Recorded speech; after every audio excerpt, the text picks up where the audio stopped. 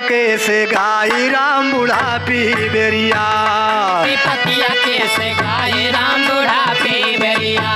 विपतिया कैसे गाई राम बुढ़ापी बेरिया। ए बुढ़ापी बेरिया, ए बुढ़ापी बेरिया, विपतिया कैसे गाई राम बुढ़ापी बेरिया।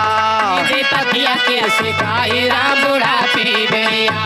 विपतिया कैसे गाई राम बुढ़ापी बेरिया।